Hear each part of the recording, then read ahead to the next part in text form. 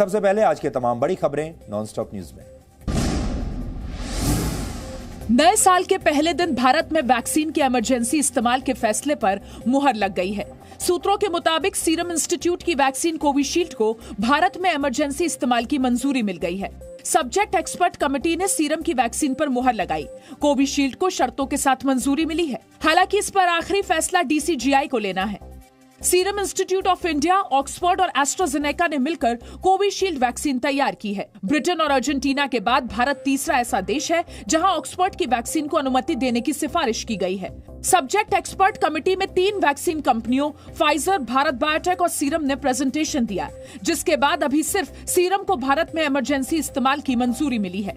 DCGI के आखिरी ऐलान के बाद इस वैक्सीन का इमरजेंसी इस्तेमाल भारत में शुरू हो जाएगा। कोविशील्ड वैक्सीन भारत में तैयार हो रही है। कोरोना वैक्सीनेशन को लेकर केंद्र सरकार ने अपनी तैयारियां लगभग पूरी कर ली हैं। कल पूरे देश में वैक्सीनेशन का ड्राई रन किया जाएगा। स्वास्थ्य मंत्री डॉक्टर हर्षवर्धन कल सुबह 9:30 बजे दिल्ली के GTB अस्पताल में ड्राई रन का जायजा लेंगे।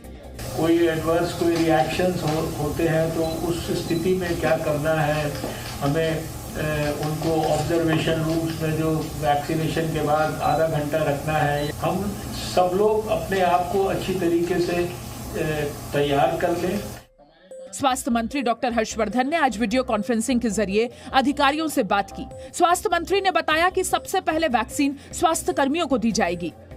हेल्थ वर्कर्स है, पब्लिक सेक्टर में, प्राइवेट सेक्टर में, हमारे हॉस्पिटल्स और दूसरे हेल्थ फैसिलिटीज में हमारे फ्रंट लाइन वर्कर्स हैं, उनकी सबकी लिस्टें बनाने का काम, वो लिस्टें हमारी अच्छी तरीके से तैयार होंगी। साल 2021 के पहले दिन भारत संयुक्त राष्ट्र सुरक्षा परिषद का 8वीं बार सदस्य बन गया। भारत के पास 1 जनवरी 2021 से 31 दिसंबर 2022 तक सुरक्षा परिषद की अस्थायी सदस्यता रहेगी। UNSC में भारत की सदस्यता का फ्रांस ने स्वागत किया है। भारत में फ्रांस के राजदूत इमैनुअल लेनिन ने ट्वीट किया, अगले 2 वर्षों के लिए UNSC में शामिल होने पर फ्रांस भारत का स्वागत करता है। हम अंतर्राष्ट्रीय कानून को बनाए रखने, आतंकवाद से लड़ने और बहुपक्षवाद का बचाव करने के लिए कंधे से कंधा मिलाकर काम करने के लिए उत्सुक हैं। इसके लिए हमें UNSC में सुधार की भी आवश्यकता है, जो भारत को स्थायी सदस्यता दे। 18 जून 2020 को हुए चुनाव में भारत को 192 वोटों में से 184 वोट मिले थे, जबकि भारत को अस्थायी सदस्य चुने जाने के लिए 128 वोटों की जरूरत थी। भारत के अलावा आयरलैंड, नॉर्वे और मेक्सिको भी अस्थायी सदस्यता के लिए चुने गए हैं। नए साल के पहले दिन प्रधानमंत्री नरेंद्र मोदी ने आज वीडियो कॉन्फ्रेंसिंग के जरिए लाइट हाउस प्रोजेक्ट्स की शुरुआत की। प्रधानमंत्री ने एक साथ 6 राज्यों में इसकी नींव रखी। अब देश ने प्राथमिकता दी है शहर में रहने वाले लोगों की संवेदनाओं को, उनकी भावनाओं को।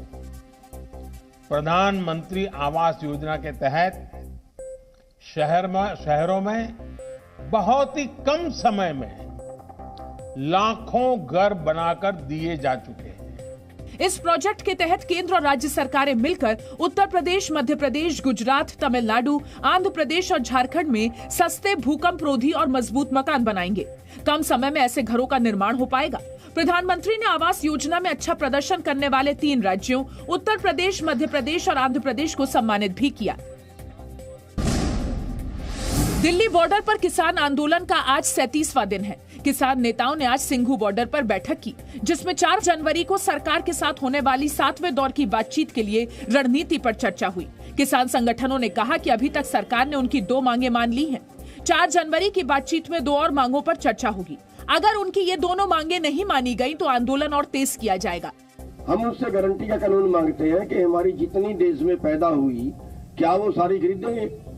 लेकिन वो जो कह रहे जितनी पहले खरीद रहे हैं 6 से 8%, बस वही पे तैयार है, उसके आगे वो नहीं बढ़ रहे हैं। जबकि ये हमारा अधिकार है। इससे पहले 30 दिसंबर को किसानों और सरकार के बीच छठे दौर की बातचीत में 2 मुद्दों पर सहमति बनी थी। सरकार ने किसानों के कहने पर पराली कानून वापस ले लिया था, जबकि प्रस्तावित बिजली विधेयक में सिंचाई पर सब्सिडी जारी रखने का भरोसा दिया था। इस बीच CAIT ने कहा है कि किसान आंदोलन की वजह से अब तक दिल्ली और आसपास के क्षेत्रों में 27,000 करोड़ रुपए के व्यापार का नुकसान हो चुका है। दिल्ली में हर दिन 5 लाख व्यापारी दूसरे राज्यों से सामान खरीदने आते हैं, लेकिन आंदोलन की वजह से वो अभी नहीं के बराबर आ रहे हैं।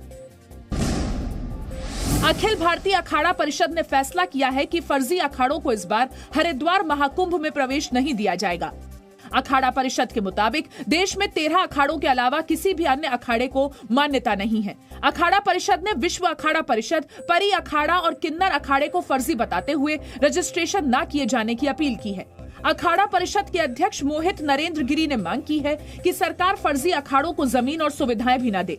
इसके अलावा निर्मोही अखाड़े ने CM योगी से मांग की है कि अयोध्या का नाम बदलकर श्री अयोध्या धाम कर दिया जाए। उनका मानना है कि इससे धार्मिक भाव बढ़ेगा। 2021 में महाकुंभ का आयोजन हरिद्वार में होना है।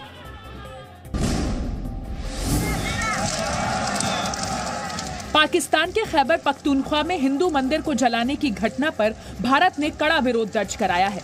भारत ने इसे अल्पसंख्यक समुदाय के खिलाफ अत्याचार का मामला कहकर दिल्ली में पाकिस्तान उच्चायोग को विरोध दर्ज कराया। सूत्रों के मुताबिक भारत ने मांग की है कि पाकिस्तान सरकार इस मामले की जांच करे और मंदिर विध्वंस के लिए जिम्मेदार लोगों के खिलाफ सख्त कार्रवाई करे। भारत ने पाकिस्तान सरकार से ये भी कहा है कि मंदिर तोड़ने की ये कोई पहली घटना नहीं है। 1997 से लगातार इस तरह की घटनाएं पाकिस्तान में हो रही हैं। भारत ने कहा कि इस घटना की जांच की रिपोर्ट साझा की जाए। पाकिस्तान सरकार अल्पसंख्यकों की सुरक्षा के साथ उनकी धार्मिक स्वतंत्रता के लिए सांस्कृतिक विरासत की भी रक्षा करे। पाकिस्तान के खैबर पख्तूनख्वा में उन्मादी भीड़ ने हिंदुओं के 100 साल पुराने मंदिर में पहले तोड़फोड़ की, फिर आग के हवाले कर दिया, जिसके विरोध में हिंदू समुदाय ने प्रदर्शन किया था।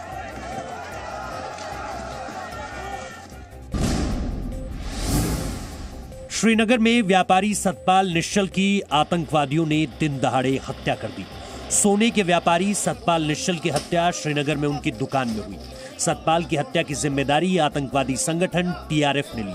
TRF ने एक पत्र जारी करके उन लोगों को डराने की कोशिश की जो कश्मीर में बसने की तैयारी कर रहे हैं। चिट्ठी में लिखा है, सतपाल निश्चल कश्मीर की डेमोग्राफी बदलने और हिंदू फासिस्ट ताकतों की साजिश में शामिल था। जो कश्मीर में बसने की कोशिश करेंगे उसे RSS का एजेंट माना जाएगा। इस घटना के बाद कश्मीरी पंडितों में गुस्सा है।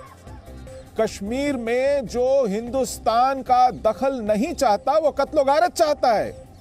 कश्मीर में जिन लोगों को शौक शहादत की अफीम चटाई गई है वो कत्ल-ओ-गारत चाहते हैं। सतपाल पंजाब के अमृतसर के रहने वाले थे। लंबे समय से वो कश्मीर में रह रहे थे।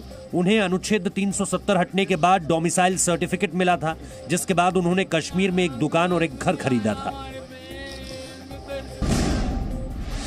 साल के पहले दिन भारत और पाकिस्तान ने अपने अपने परमाणु प्रतिष्ठानों की सूची एक दूसरे को सौंपी। ये परंपरा पिछले 30 सालों से जारी है। दोनों देशों के बीच द्विपक्षीय समझौते के तहत हर साल ऐसा किया जाता है। इसका उद्देश्य एक दूसरे के परमाणु संस्थानों पर हमला करने से रोकना है। दरअसल भारत और पाकिस्तान के बीच 31 दिसंबर 1988 को समझौता हुआ था, जिसमें यह प्रावधान है कि दोनों देश हर साल 1 जनवरी को अपने अपने परमाणु प्रतिष्ठानों और संस्थानों के बारे में एक दूसरे को जानकारी देंगे। 27 जनवरी 1991 में समझौते को लागू किया गया, जिसके बाद 1992 से हर साल 1 जनवरी को दोनों देश एक दूसरे के साथ परमाणु प्रतिष्ठानों और संस्थानों की सूची सौंपते हैं।